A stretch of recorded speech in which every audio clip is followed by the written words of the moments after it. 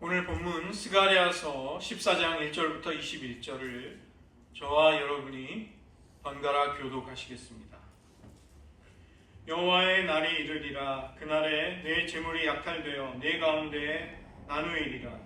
내가 예루살렘과 예루살렘과 싸우게 하리니 성읍이 함락되며 가옥이 약탈되며 부녀가 욕을 당하며 성읍 백성이 절반이나 사로잡혀 가려니와 남은 백성은 성읍에서 끊어지지 아니하리라. 그때 여호와께서 나가사 그 이방 나라들을 치시되 이왕의 전쟁 날에 싸운 것 같이 하시리라. 그날에 그의 발이 예루살렘 앞 곧 동쪽 감람산에 서실 것이요 감람산은 그 한가운데가 동서로 갈라져 매우 큰 골짜기가 되어서 산 절반은 북으로 절반은 남으로 옮기고 그 산 골짜기는 아셀까지 이를지라. 너희가 그 산 골짜기로 도망하되 유다 왕 우시야 때에 지진을 피하여 도망하던 것 같이 하리라. 나의 하나님 여호와께서 임하실 것이요 모든 거룩한 자들이 주와 함께 하리라. 그날에는 빛이 없겠고 광명한 것들이 떠날 것이라. 여호와께서 하시는 한 날이 있으리니 낮도 아니요 밤도 아니라 어두워갈 때에 빛이 있으리로다. 그날에 생수가 예루살렘에서 솟아나서 절반은 동해로 절반은 서해로 흐를 것이라. 여름에도 겨울에도 그러하리라. 여호와께서 천하의 왕이 되시리니 그날에는 여호와께서 홀로 한 분이실 것이요 그의 이름이 홀로 하나이실 것이라.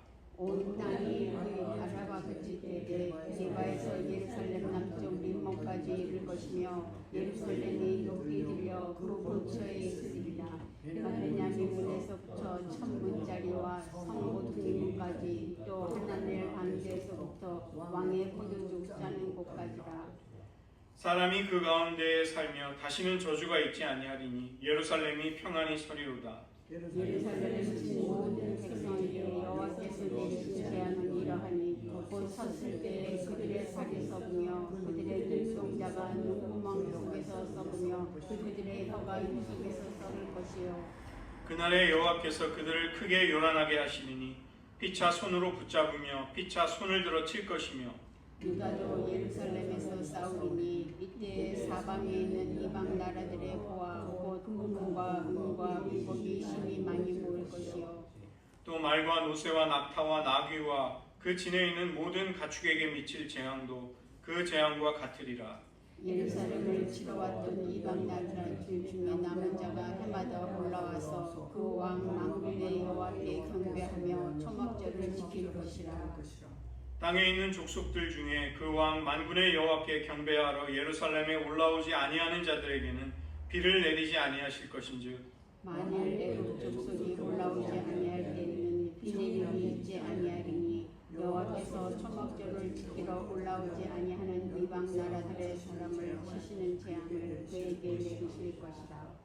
애굽 사람이나 이방 나라 사람이나 초막절을 지키러 올라오지 아니하는 자가 받을 벌이 그러하니라. 그날에는 말 방울에까지 여호와께 성결이라 기록될 것이라. 여호와의 손에 있는 모든 솥이 제자나 주발과 다름이 없을 것이니. 함께 읽겠습니다. 예루살렘과 유다의 모든 솥이 만군의 여호와의 성물이 될 것인즉 제사 드리는 자가 와서 이 솥을 가져다가 그것으로 고기를 삶으리라. 그날에는 만군의 여호와의 전에 가나안 사람이 다시 있지 아니하리라. 기도하시겠습니다. 하나님께서 만유를 회복하실 때 우리들의 삶의 모든 것에 하나님의 거룩함과 저주가 떠나간 온전한 축복이 임하게 될 것입니다. 그리스도 안에서 우리가 이 복에 이미 참여하였음을 확신하면서 저희들 균형 잡히고 진정한 변화가 이루어지는 활력이 넘치는 신앙생활을 할 수 있도록 인도하여 주시옵소서. 모든 말씀 예수님의 이름으로 기도드립니다. 아멘. 오늘까지 베네딕트 영성에 대한 말씀을 한 번 더 전하도록 하겠습니다. 이 베네딕트 수도원 영성이 굉장히 중요한 것은 베네딕트가 서방 수도원의 모든 이 수도원의 규칙을 정한 사람이에요. 이 베네딕트 룰로부터 여러 종파, 여러 교단들이 흩어져서 발전했지만 이 서방 기독교 영성의 수도원 영성의 큰 틀을 프레임을 짠 사람이 바로 베네딕트입니다. 이 베네딕트 수도원 영성의 주춧돌이 무엇인가? 그 중에 중요한 것이 균형입니다. 밸런스, 균형을 잘 잡는 것. 이 베네딕트 수도의 표어는 노동하고 공부하고 기도하라. 이 세 가지의 균형입니다. 노동과 공부와 기도. 그래서 이상적인 형태로 수도 생활을 하려면 하루 6시간의 노동, 그리고 3시간의 공부, 그리고 4시간의 기도 생활. 이렇게 해나가는 것이 베네딕트 수도회에서 이제 하나님을 사랑해서 내가 평생을 바쳐서 하나님을 향한 믿음의 길을 추구하겠노라. 이렇게 결단한 사람이 살아가는 삶의 여정이 되는 것이죠. 그 외에도 이제 휴식과 식사, 그래서 이 5가지의 요소가 이들의 삶을 조화롭게 유지해 나갔던 것입니다. 그런데 이 베네딕트 규칙서 48장을 보면 의지가 약한 사람들을 위해서 적절한 비율로 행해야 한다. 이 적절한 비율이라는 것이 바로 균형에 관한 것입니다. 무슨 얘기냐면 이 베네딕트는 결코 내가 하나님을 찾고 영성생활을 하기 위해서 수도원에까지 헌신했다 할지라도 어떤 종교적인 영웅, 엘리트 이런 사람을 만들기를 원하지 않았어요. 너무 극단적으로 많이 기도한다든가 신비 체험을 쫓는다든가 성경 연구에 모든 일상의 일을 내팽겨둔 채 몰입한다든가 이런 것을 결코 수도원의 생활 규칙으로 만들지 않은 것입니다. 그리고 가혹하거나 아주 지키기 어려운 엄격한 것도 요구하지 않았습니다.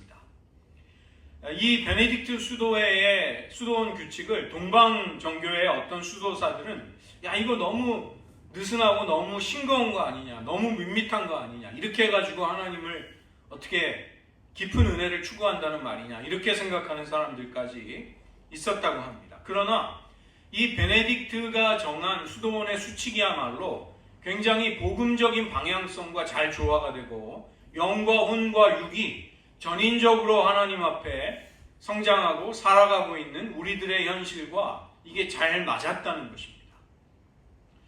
의지가 약한 사람들, 연약한 사람들까지 모두 배려해주고 포용해주는 이 베네딕트 수도원의 영성, 이 규칙이 도리어 많은 사람들을 격려해서 하나님을 향한 열정을 이제 지속해 나갈 수 있도록 도와주었던 것이죠. 인간의 현실적인 연약함들, 그 다음에 계절의 변화, 시간에 따른 차이, 이런 많은 것들을 굉장히 지혜롭게 잘 고려했던 것입니다.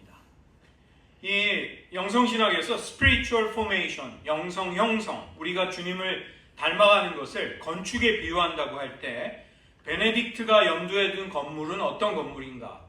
지진이 난다 할지라도 지진에도 견디는 그런 건물을, 유연하면서도 무너지지 않는 건물을, 빌딩을 세우기를 원했던 것이죠.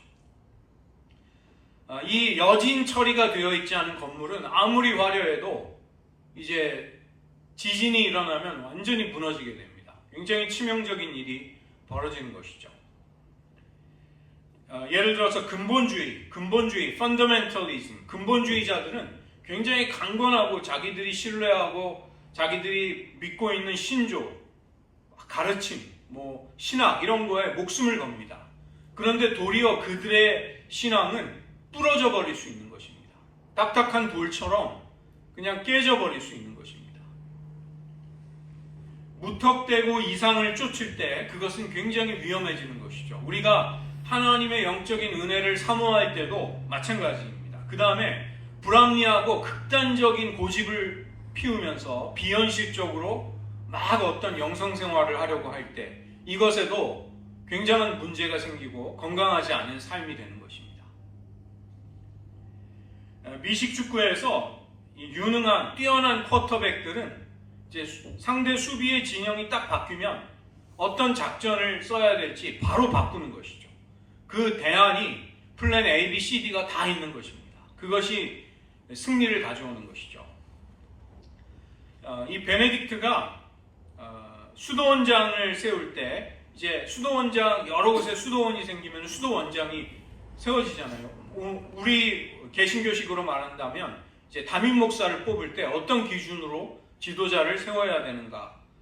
여기에서도 고린도전서 7장 7절을 인용하고 있습니다. 각각 하나님께 받은 자기의 은사가 있으니 이 사람은 이러하고 저 사람은 저러하니라. 그래서 각 사람의 성향이나 다양성을 잘 고려해서 그렇게 해야 한다는 것이죠. 뭐 예를 들면은 이 수도원에서도 이제 식사를 해야 됐으니까 포도주를 결정할 때도 그 지역적인 상황 혹은 노동을 했는가 아닌가, 또 계절, 여름에는 목이 마르니까 음료가 더 많이 필요하겠죠. 그래서 수도원장이 그런 것들을 지혜롭게 결정할 수 있었던 것입니다. 그 다음에 과음해서 술 취하는 사람들이 생기지 않도록 또 그것을 엄격하게 또 주의하는 태도도 있어야 했던 것이죠. 수도사들이 뭐 포도주를 안 마시면은 이상적이겠지만 그 당시에는 포도주가 이제 음식이었던 것이죠. 그래서 취할 정도로는 마시지 말고 적당하게 마시자, 이렇게 그러면서도 이 음주에 빠지는 사람이 생기지 않도록, 곁길로 가지 않도록 유연함을, 지혜를 잘 발휘했다는 것입니다.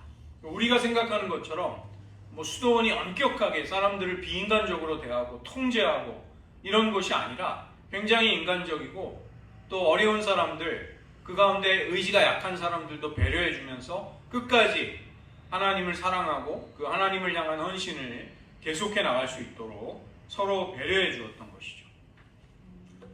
두 번째로 우리 기도에 관한 것인데, 우리의 기도가 뭐 24시간 내내 기도를 하는 것이 중요한 게 아니라 우리의 삶 가운데 잠시 멈추면서 잠시 기도하고 잠시 묵상하고 잠시 하나님의 임재를 바라고 또 일상으로 돌아가서 활기차게 또 맡은 바 일을 감당하고 또 잠시 시간을 내서 하나님을 생각하고, 이것이 우리들의 영혼을 점점 기도의 영으로 적신다는 것입니다. 기도에 젖어들게 만드는 것이죠. 하나님의 임재를 잊고 살다가도 내가 하나님께 약속드린 시간이 있지, 이 시간 내가 기도해야지, 묵상해야지 하면서 내가 어떤 분 앞에서 살아가고 있는지를 다시 상기시키게 되는 것입니다. 인간은 신체와 정신과 영혼 육의 조화와 균형을 이루고 있는 것이죠. 그래서 육체를 무시하면서 영혼에만 신경을 쓰라, 절대로 이런 식으로는 건전한 영성이, 신앙이 만들어지지가 않는 것입니다.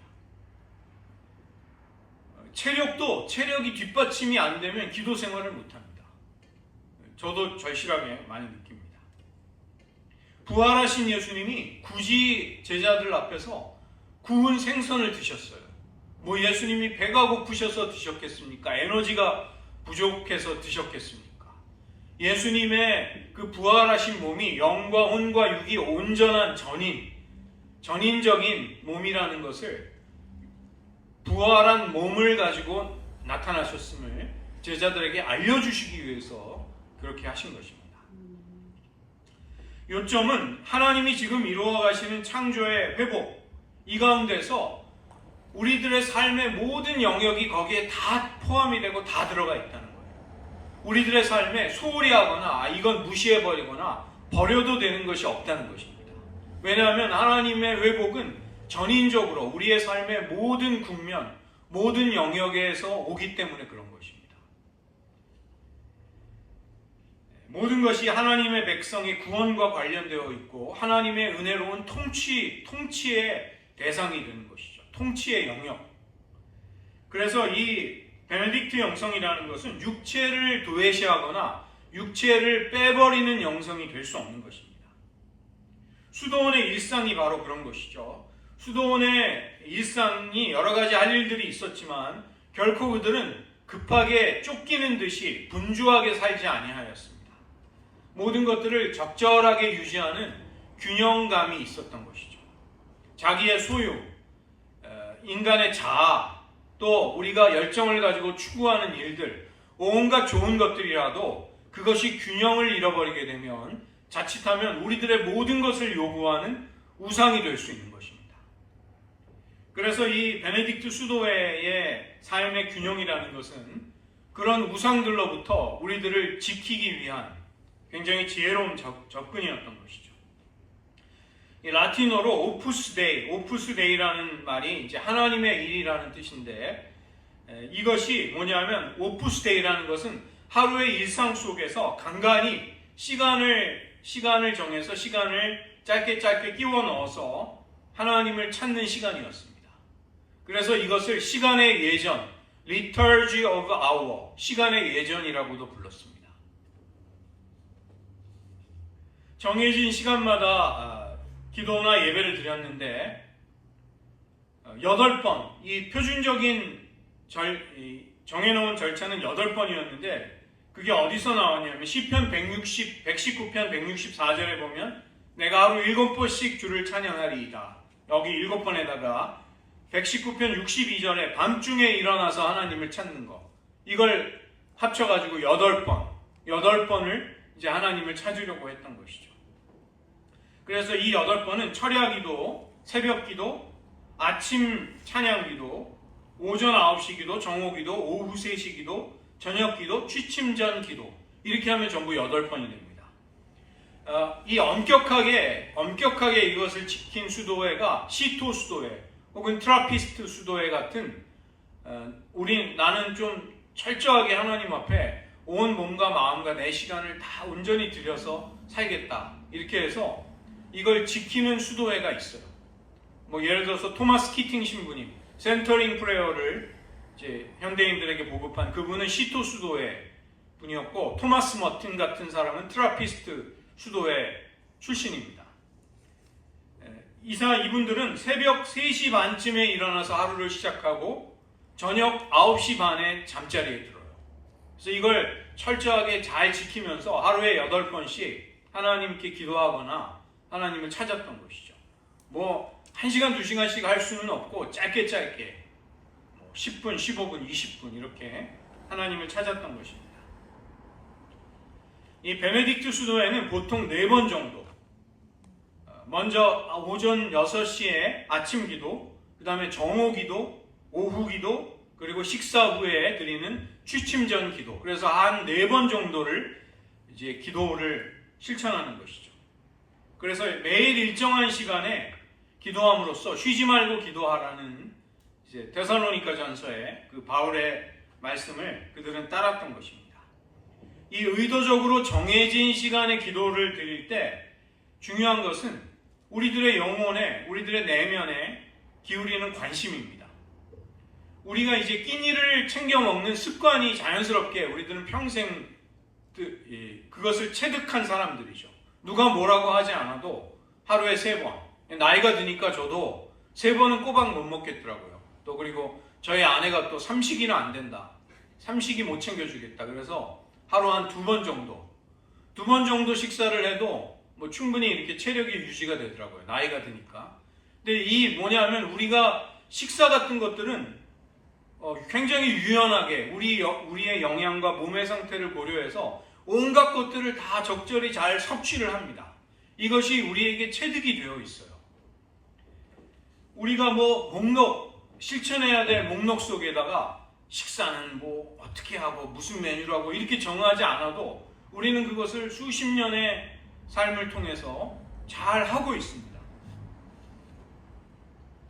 마찬가지로 우리가 일상의 발걸음을 멈추고 하루에 정해진 몇 차례, 정해진 시간에 기도하게 될 때 그 기도가 우리들의 삶 전체에 스며들게 됩니다.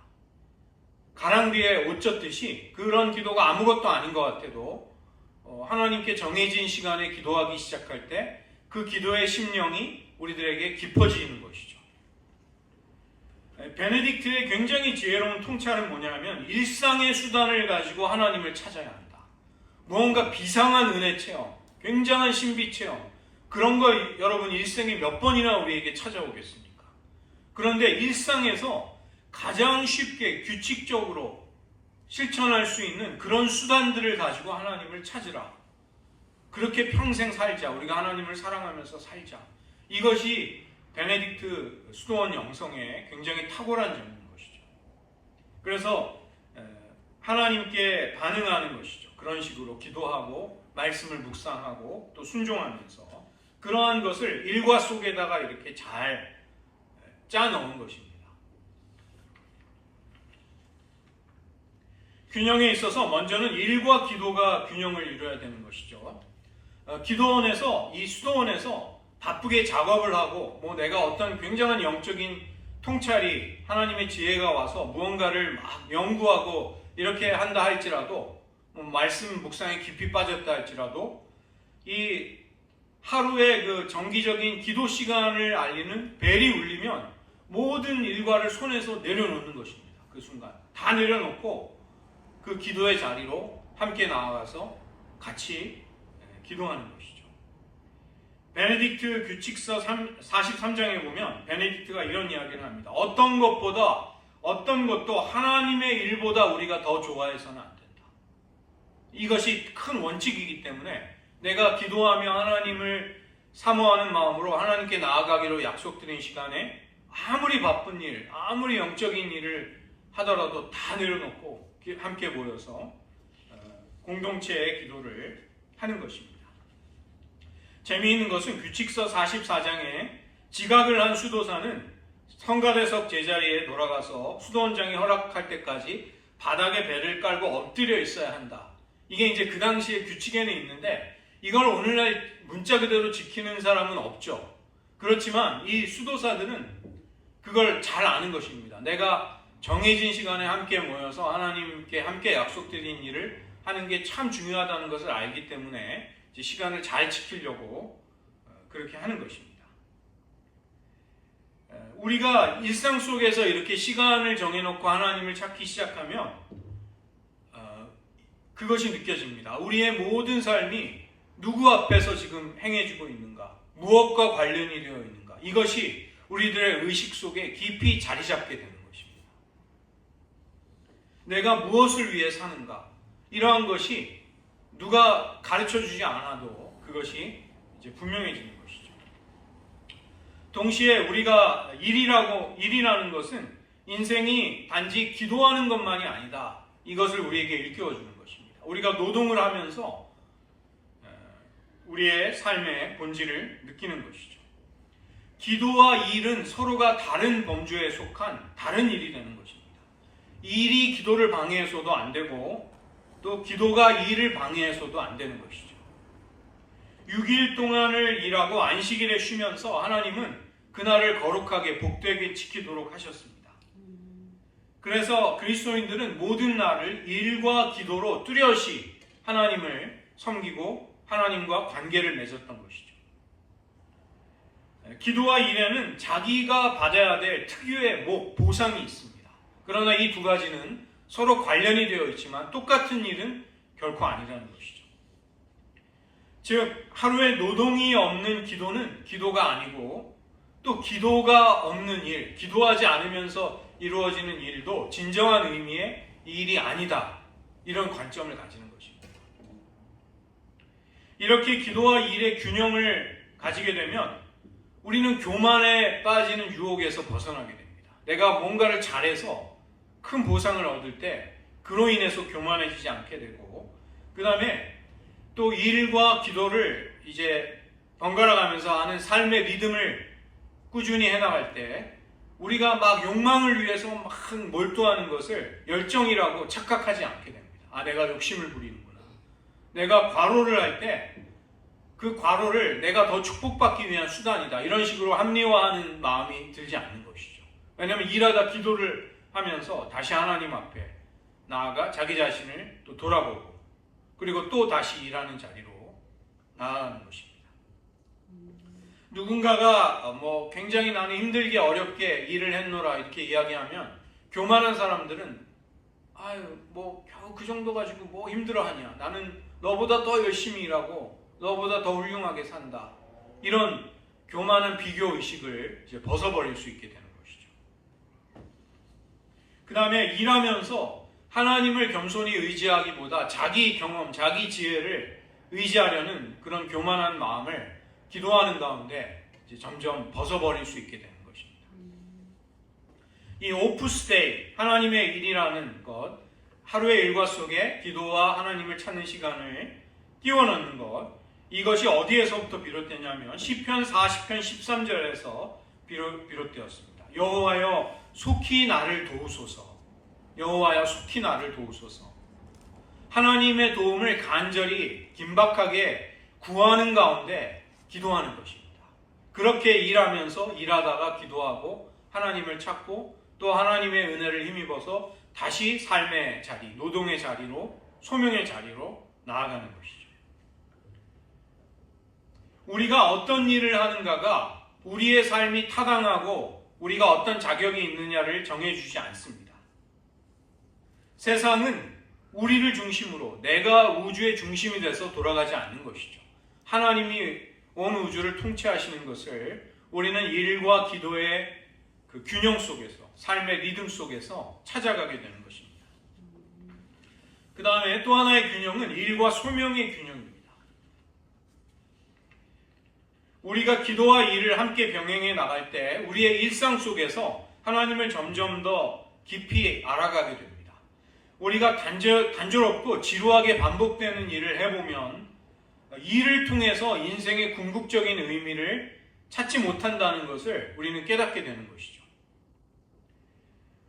일이 우리를 진정한 만족에 이르게 하지는 못하는 것입니다. 그러나 이 일과 소명도 역시 다른 것이죠.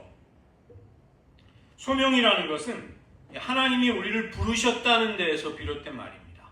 보카레, vocation이라는 이 소명이라는 말은 하나님이 우리를 부르셨다. 우리를 어떤 사람이 되라고 부르셨는가. 이것이 우리의 소명과 관련되어 있는 것입니다.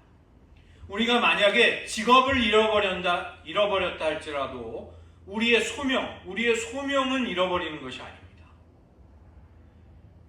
이것이 오늘날 기독교인들이 소명을 쫓아가는 삶을 통해서 세상에 보여줄 수 있는 굉장히 중요한 강력한 증언이 될 수 있는 것이죠. 세상은 사람들을 두당 얼마짜리로, 시간당 얼마짜리로 계산합니다. 그러나 우리 그리스도인들은 그런 가치관에 따라 사는 사람들이 아니라 내가 하나님이 나를 무슨 소명으로 부르셨는가, 나는 그것에 따라 살아간다. 이렇게 인생을 살아가는 것입니다. 오늘날의 문화는 하루에 24시간을 모든 것을 바치라고 이렇게 요구하는 일들이, 직장이 굉장히 많습니다.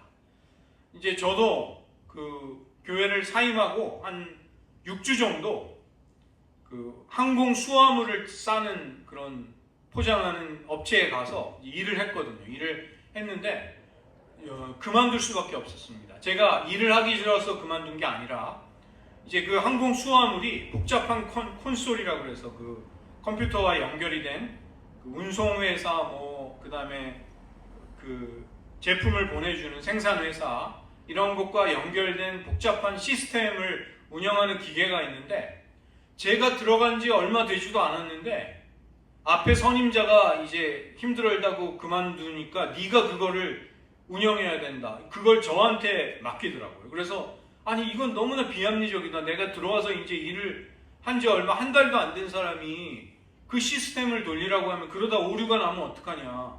그러면 이제 뭐 밤을 새서라도 그거를 또 복구를 해야 되는 거예요. 그러니까 좀 너무 비인간적이고 말도 안 되는, 그래서 환경에서 일을 하라고 요구를 해서 이제 제가 오래 하지는 못했습니다. 우리의 직업이 정체성을 가져다 주지는 못하죠. 직업이 아니라 우리가 누구인가, 하나님이 우리를 어떠한 사람으로 부르셨는가, 이것이 중요한 것입니다. 우리가 이렇게 일을 바라볼 때 이것은 일의 의미를 손상시키지 않습니다. 이 베네딕트 수도사들은 노동을 열심히 했습니다. 그들의 노동을 통해서 수도원에 필요한 것을 자급자족했고, 그 다음에 그들이 생산한 것들로 어려운 사람들에게 자선을 베풀 수가 있었어요. 그러니까 그들은 남에게 빌어먹는 사람들이 아니었다는 것입니다. 열심히 6시간의 노동을 통해서 많은 것들을 생산하고 그 수익을 내고 그것으로 또 다른 사람도 돕고 자기들의 자급자족하는 삶도 해결하고, 이런 식의 삶을 살았던 것이죠. 여러분, 초대교회에 예수님이 오실 날이 가까이 왔다고 하면서 교인들을 찾아다니는 일도 하지 않고 놀고 먹으려고 하는 사람들이 얼마나 문제가 됐던지 사도 바울이 그러한 사람들을 경고하는 내용이 바울 서신에 데살로니가서에 있는 걸 우리가 볼 수 있죠.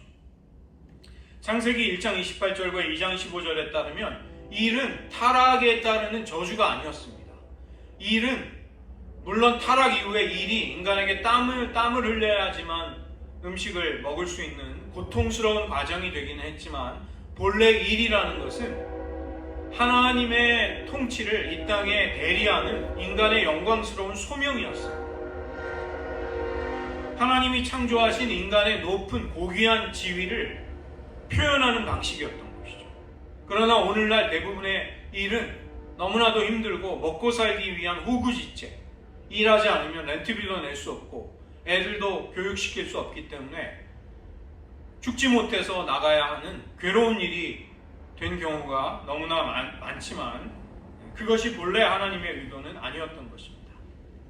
아무리 시시하고 하찮아 보이는 일이라 할지라도 우리가 공동체와 함께 하는 일은 공동체에 참여하는 방식이 되는 것이죠. 공동체에 헌신하는 방식이 되는 것입니다.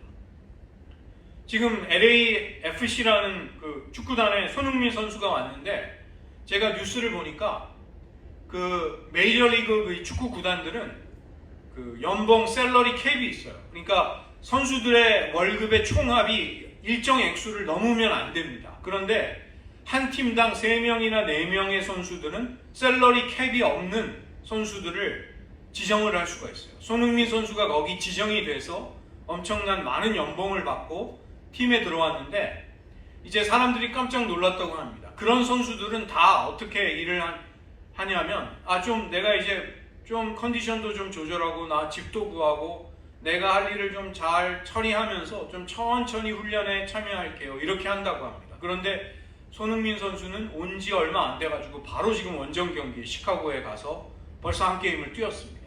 그렇게 하지 않는데 이 선수는 이제 자기가 축구장에서 축구 선수로 빨리 뛰는 것이 자기를 가장 기쁘게 한다. 나를 나답게 하는 것이다. 이 열정이 있기 때문에 그렇게 하는 것이죠. 어떤 수도원은 토요일에 모든 수도사가 함께 수도원을 청소했습니다. 허드렛 일을 수도원장도 기꺼이 같이 했습니다. 그것이 너무나도 당연했던 것이죠. 그 유진소 목사님께 제가 들은 이야기인데 온누리 교회 부목사 시절에 하용조 목사님이 부교역자들에게 화장실 청소를 시켰다고 합니다. 큰 교회니까 이제 교역자들이 많았죠. 그 많은 목사들이 화장실 청소를 하는데 딱 한 사람만 감사하면서 찬송을 부르면서 화장실 청소를 한 것이죠. 하용조 목사님 혼자. 하나님, 제가 어떻게 이렇게 크고 좋은 교회에서 목회를 하고 있습니까? 너무 감격스럽습니다. 이렇게 이제 그분은 감사가 넘쳤는데 모든 부목사들은 입이 대짜가 나와가지고 그렇게 했다고 합니다. 하나님 나라에서는 모든 사람이 다 큰 자가 될 수 있습니다. 섬길 때, 종을 섬길 때, 작은 일에 충성을 할 때, 우리는 하나님 나라에 가서 크다 일컬음을 받게 되는 것이죠. 그렇게 볼 때 우리들의 삶에 있어서 하찮은 일, 시시한 일은 없는 것입니다.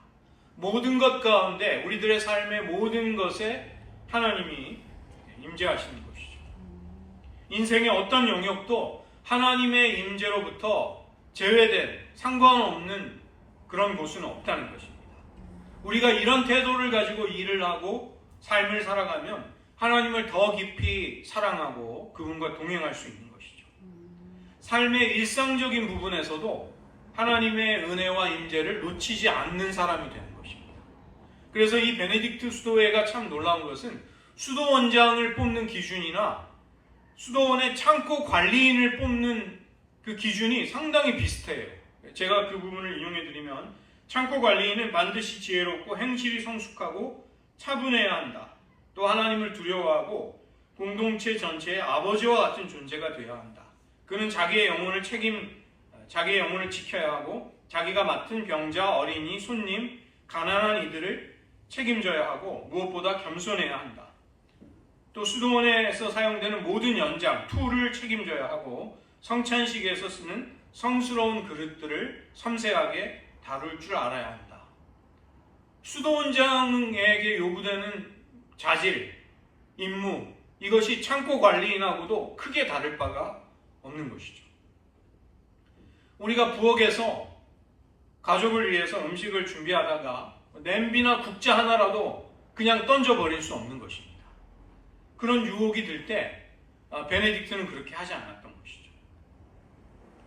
심지어 주방의 기구조차도 하나님은 그분의 백성을 구원하시는 은혜로운 도구 속에 속해 있다. 이것을 오늘 스가랴 14장이 보여주는 것입니다. 여호와께서 역사에 간섭하시고 임재하시는 날, 여호와의 날이 임하게 되는 것이죠. 욤 아도나이, the day of the Lord. 여호와의 날이 오게 되면 하나님이 이스라엘을 괴롭히던 원수들을 벌하시고 이스라엘의 모든 삶의 영역에 이제 은혜와 회복을 주십니다. 그래서 그것들이 그런 자세한 내용들이 나오는데, 예를 들어서 14장 4절을 한번 보시면, 그날에 그의 발이 예루살렘 앞 곧 동쪽 감람산에 서실 것이요. 이 구절을 근거로 해서 재림하실 예수님이 감람산으로 재림하실 것이다. 성서학자들은 그렇게 보는 것입니다. 하나님의 회복이 오게 되고 예루살렘이 모든 열방 가운데 높아져서 모든 민족들이 하나님을 경외하기 위해 예루살렘으로 오는 이 유대인들이 가지는 종말에 관한 비전이 스가랴서를 통해 만들어지게 되는 것이죠.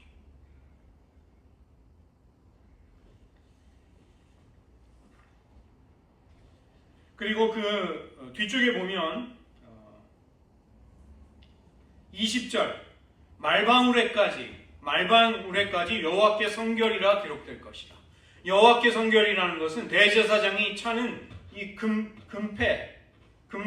그 위에다 새기는 문구가 여호와께 성결이었습니다. 그것이 말방울에까지 새겨질 것이다. 그 다음에 예루살렘과 유다의 모든 솥, 일상에서 사용되는 주민들의 일상에서 부엌에 있는 모든 솥이 여호와의 성물이 될 것이다.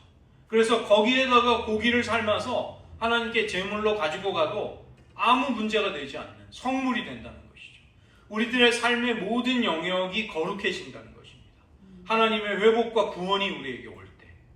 그래서 이것은 종말의 이상 비전이기도 하지만 그리스도께서 이 땅에 하나님의 통치를 가져오심으로써 이런 일들이 우리들에게 일어나게 되는 것이죠. 이전에는 우리가 어떤 종교적인 영역에서만 하나님과 관련되는 일이 일어난다. 기도 시간만 좀 다른 시간보다 더 신령하고 거룩하다. 이런 생각을, 편견을 가졌다면 우리가 하나님의 은혜와 구원을 깨닫고 경험하면 할수록 우리들의 삶의 모든 시간, 모든 경우, 모든 일들이 다 거룩하구나. 이것을 깨닫게 되는 것입니다. 오늘날 금전적인 보상 혹은 사회적인 인정 같은 것으로 일의 가치를 판단하는 문화 속에서 우리는 살아가고 있죠. 교회 울타리 안으로도 이런 문화가 정말 거침없이 들어옵니다. 제가 동부에 살 때는 이제 뉴욕, 뉴저지에서 높은 연봉을 받는 성공한 교인들이 있었습니다. 그런 분들이 교회를 사랑해서 열심히 섬기다가 보면 그것까지는 좋은데 세상의 기준을 교회로 가지고 들어와요. 그래서 세상에서 하듯이 왜 교회가 이런 거 생산성을 왜 효율적으로 못합니까? 왜 이런 거 못합니까? 이렇게 하는 거죠.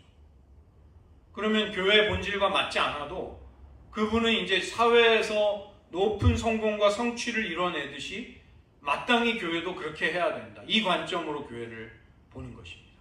그러나 이제 맞지 않는 경우도 있는 것이죠. 우리가 장차 어린 양의 혼인잔치에 들어가게 되면 무엇을 보게 될까요? 정말 연약한 이들을 섬긴 수녀, 아무도 이름도 기억해 주지 않는 그런 분들이 하나님 앞에 높이 인정받고 큰 상을 받는 모습을 우리가 보게 될지도 모릅니다. 제가 지난번에 그 박고영 목사님이 하나님이 보여주셨다고 하는 환상에 대해서 말씀드렸죠. 섬에서 평생 떠날까 말까 짐을 쌌다 풀었다 하는 그 목사님을 하나님이 보여주시면서 장차 천국에서 큰 상을 받을 자다 이렇게 자기에게 보여주셨다고 해요. 그 반면에 부유하고 유명하고 뭐 이름을 날리고 모든 사람이 사모하고 추종하는 그런 사람들이 하나님 나라에서는 정말 부끄러움을 당하고 아무것도 아닌 사람이 되는 걸 우리가 볼 때 깜짝 놀랄지도 모른다는 것입니다.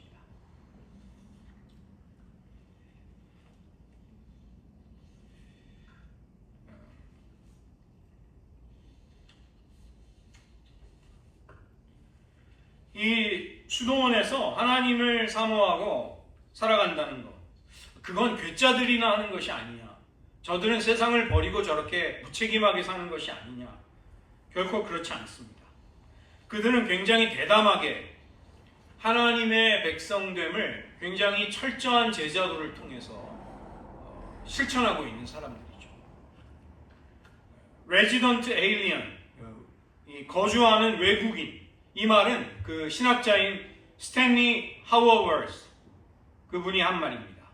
이 땅에서 우리가 살아가지만 우리는 외국인과 나그네로 세상 사람들이 볼 때는 왜 저렇게 살지? 저들은 이 땅에 속한 사람들이 아니다. 우리는 그렇게 사는 것이죠. 그러나 우리는 하나님이 창조하신 세상 가운데 거하고 있는 것입니다. 우리는 무슨 별다른 곳에 억지로 살아가는 존재는 아니죠. 우리가 발을 딛고 살아가는 이 세상, 우리들의 삶의 터전 모두가 다 하나님이 우리에게 주신 소중한 삶의 무대가 되는 것입니다. 우리는 그 땅에 샬롬을 전하는 존재로 살아가는 것이죠. 바벨론의 포로로 사로잡혀간 유대인 공동체에게 하나님이 주신 말씀입니다. 저희 전에 예레미야 함께 살펴볼 때 거기 보았죠. 거기 보시면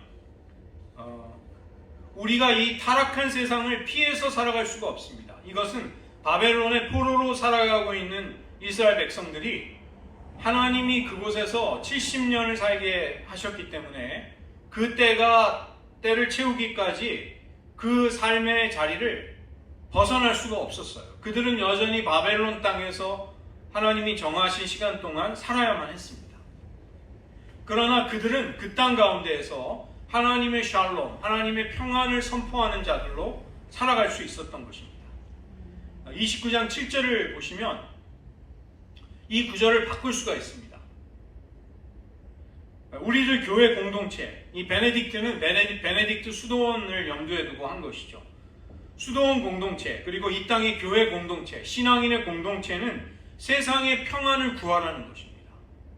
왜냐하면 세상이 평안할 때 하나님의 백성들도 평안할 수 있는 것입니다. 하나님의 샬롬이 세상에 임할 때 우리들도 이 땅에서 샬롬을 누리고 또 복음의 말씀이 전파될 수 있는 선교가 가능해지는 환경이 조성이 되는 것이죠.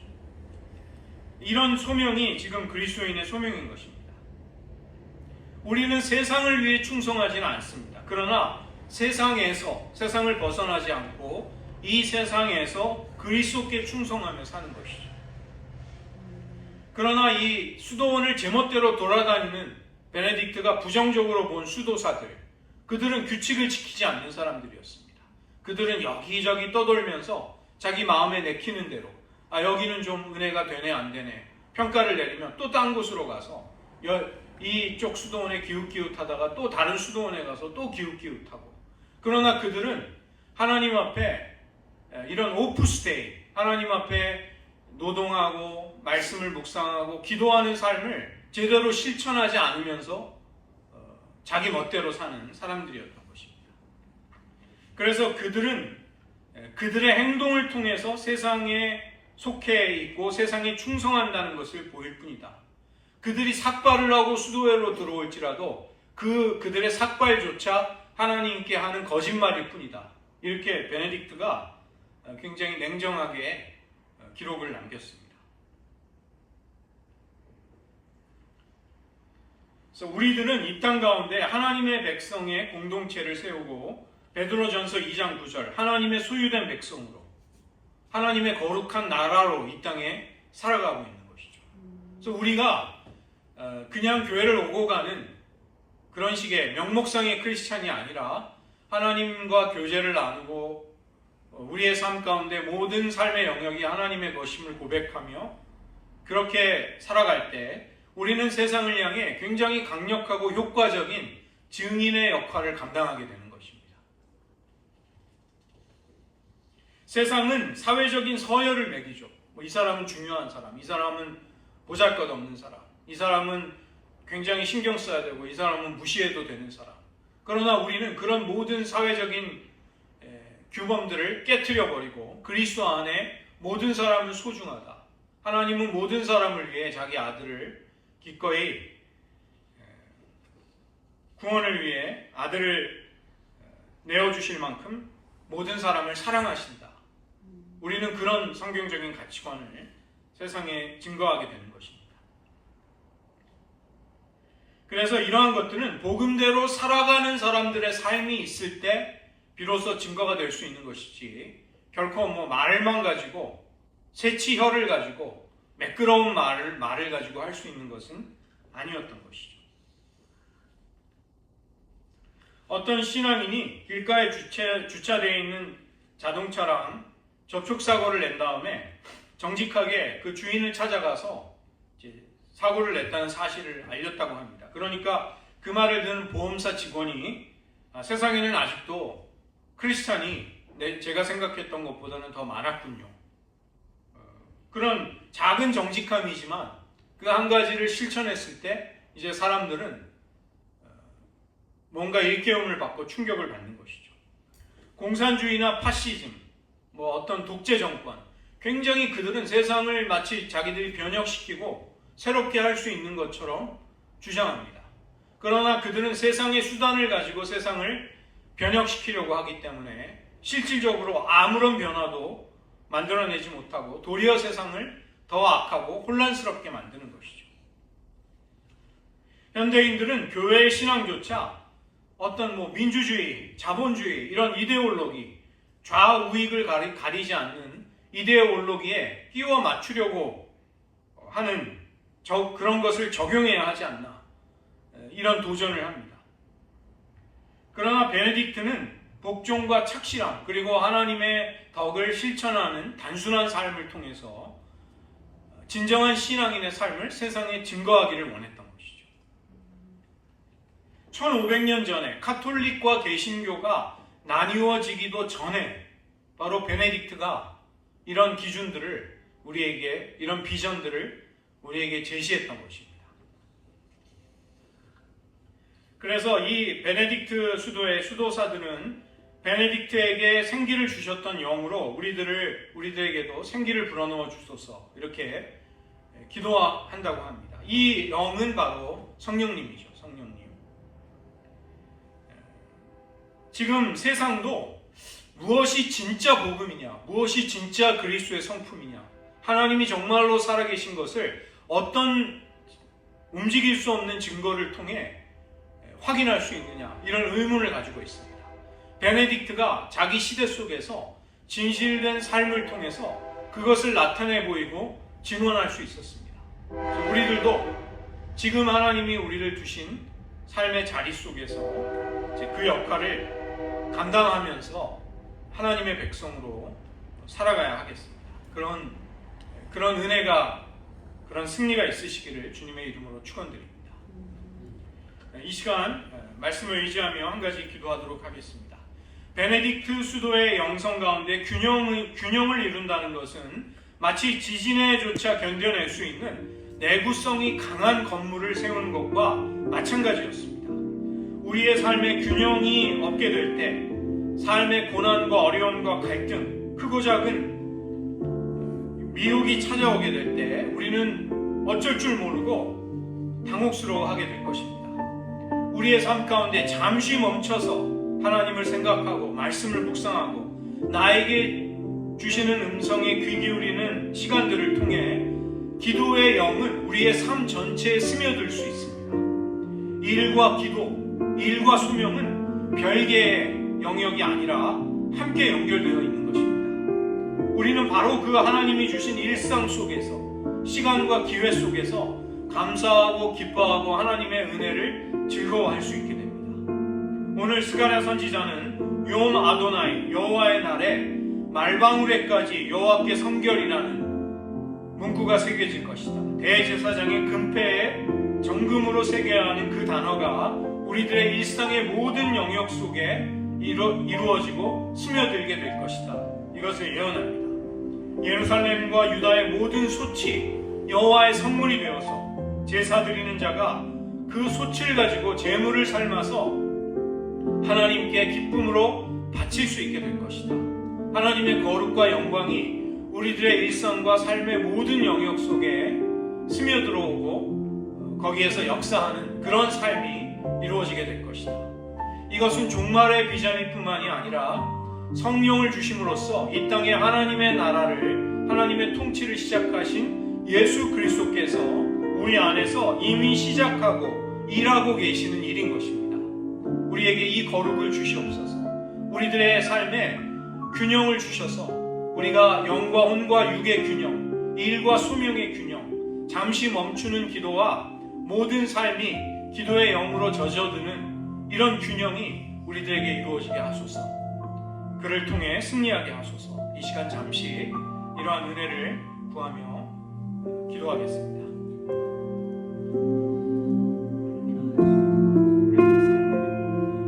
작고 사소한 어떤 버릴 수 있는 어떤 것도 없음을 고백합니다. 하나님, 스가랴 선지자는 말방울에까지 여호와께 성결이요 대제사장의 금패에 새겨질 거룩한 문구가 새겨질 그날을 바라보았습니다. 예루살렘과 유다의 모든 솥이 여호와의 선물이 될 그날을 바라보았습니다. 하나님, 이러한 생명의 역사, 이러한 거룩함이 보편화되는 역사가 이미 예수 그리스도를 통해 우리들에게 시작되었음을 감사드립니다. 하나님, 우리들의 삶에 하찮은 부분이 하나도 없습니다. 우리가 소홀히 여기에 또 하나님께 속하지 않았다고 도외시할 삶의 순간들이 하나도 없음을 고백되는 하나님, 베네딕트가 또 그와 함께 뜻을 같이 한 하나님의 백성들이 이미 1500년 전에 비전을 보며 실천했던 단순하지만 힘있고 그리스도를 증거할 수 있는 그런 삶을 우리도 살기 원합니다. 하나님, 저희들 일상의 삶 속에 시간을 정하여 잠시 하나님을 기억하고 묵상하며 기도하는 시간이 있기를 원합니다. 그것을 통해 기도의 영이 우리들에게 흐르기를 원합니다. 하나님, 우리들 삶의 모든 영역 속에서 하나님이 베푸시는 은혜와 또 하나님의 창조의 구속의 아름다움을 보며 즐거워하는 삶을 살아가도록 하나님 도와주시옵소서. 기도하겠습니다. 하나님 아버지, 스가랴 선지자의 이상, 환상 속에 장차 말방울에까지 대제사장의 금패에만 새겨질 거룩한 문구가 새겨지며 예루살렘과 유다의 모든 솥이 여호와의 성물이 되어서 제사에 쓰이게 될 하나님의 구속과 거룩이 온 세상에 충만하게 될 그 날을 스가랴 선지자는 보며 우리에게 알려주고 있습니다. 이것은 종말의 이상일 뿐만이 아니라 예수 그리스도께서 이 땅에 하나님의 나라, 하나님의 통치를 이미 시작하심으로 우리 안에 시작된 역사임을 고백합니다. 하나님, 우리들에게도 은혜를 주셔서 1500년 전 베네딕트가 하나님의 꿈과 하나님의 마음을 가지고 하나님을 사모하는 이들과 함께 공동체를 이루어 추구했던 단순하지만 힘있는 삶을 통해 주님을 증거하였듯 하나님, 지금 21세기 우리들을 두신 이 삶의 자리에서 주님을 증거하고 주님을 나타내는 삶을 개인적으로나 공동체적으로 살 수 있기를 원합니다. 하나님, 우리들 잠시 멈추어 하나님을 묵상하고 기도하는 시간을 가짐으로써 우리들의 삶의 모든 순간순간이, 삶의 모든 영역이 기도의 영으로 적셔지고 채워질 수 있기를 원합니다. 하나님, 우리들 크고 작은 삶의 모든 영역 속에 하나도 소중하지 않은 것이 없고 하나도 하나님이 통치하거나 다스리지 않는 영역이 없음을 고백드리며 주님과 함께 우리들의 삶의 모든 일들을 감당해 나갈 수 있기를 원합니다. 우리들 매일 마주하는 일상의 삶 속에서 주님을 만나게 하시고 주님과 동행케 하시고 하나님의 창조와 구속의 아름다움과 영광을 보면서 즐거워할 수 있는 순간순간이 우리들의 매일의 일상이 되게 하여 주시옵소서. 하나님, 이를 위해서 믿음의 선진들이 보였던 단순하지만 하나님께 헌신되었던 힘있는 경건의 실천이, 영성의 훈련이 우리들에게도 있기를 원합니다. 이것을 통해 우리들의 삶이 회복되게 하시고 이 땅에 하나님의 사랑을 필요로 하는 이들에게까지 우리들의 섬김, 그리스도를 향한, 그리스도를 명예롭게 하기 위한 복음의 증거가 더욱더 확장되고 더욱더 깊어질 수 있도록 하나님 은혜 베풀어 주시옵소서. 모든 말씀 예수님의 이름으로 기도드립니다. 아멘.